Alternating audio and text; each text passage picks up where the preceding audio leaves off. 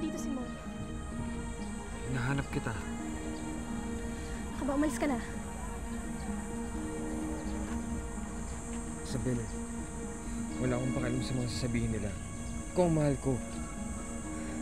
Baka ba, bitawan mo ko? Alam mo ba, tuwing gabi ko iniisip ko.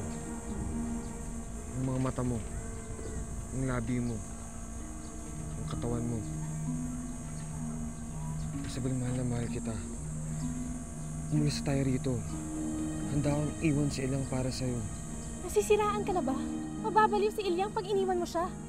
Ako ang mababaliw pag hindi tayo nagkasama.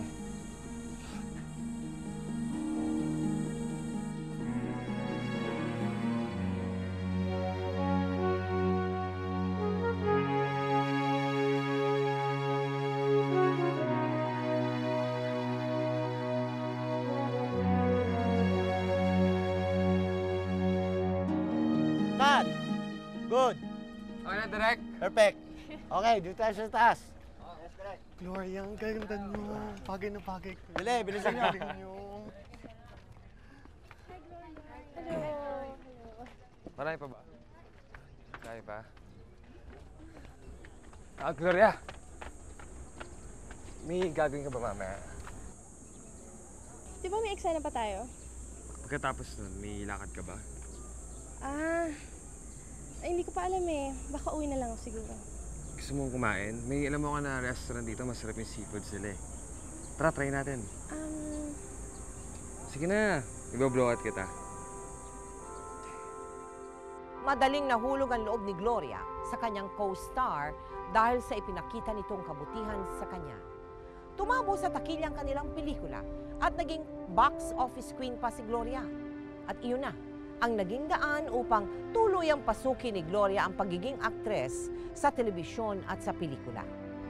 Pero ang masaya sanang relasyon sa kanyang co-star, unti-unting bubuwagin ng isang lihim.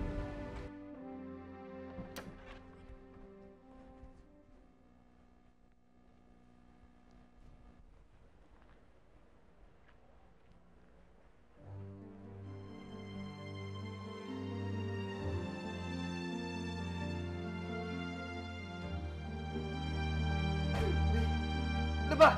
Kapal na mukha mo? Ano ginawa ko? Sabi mo sa akin, binata ka eh. Ano to? Sige, nagpapaliwanag muna ako. Papaliwanag ka? Wala ka na dapat ipaliwanag sa akin. Malinaw na malinaw sa akin. My God, how can you do this to me, Vic? Matagal mo na pala ako niloloko? Hindi kita niloko. Nagkahantay lang ako ng tamang panahon para sabihin ko sa'yo yung totoo. Tamang panahon? Anong tamang panahon? May tamang panahon ba ang pagsisinungaling? Hiwalay na kami ni Beth. Oo, magkasama kami sa bahay, pero maghiwalay kami ng kwarto. We're just evil to each other. Alam ng mga bata yun. At naiintindihan nila ang sitwasyon. Maiintindihan ba nila ako? Maiintindihan ba nila to? Lore, maniwala ka sa akin. Wala na kami ni Beth. Sorry kung hindi ko nasabi sa'yo agad. Natatakot ako bang mamaya iwan mo ako pag nalaman mo ang totoo. O ngayon, alam ko na. Alam ko na rin kung anong gagawin ko. Lore, please huwag mo akong iwan. Mahal na mahal kita. Hindi ko alam gagawin ko pag nawala ka sa akin. Gloria, please.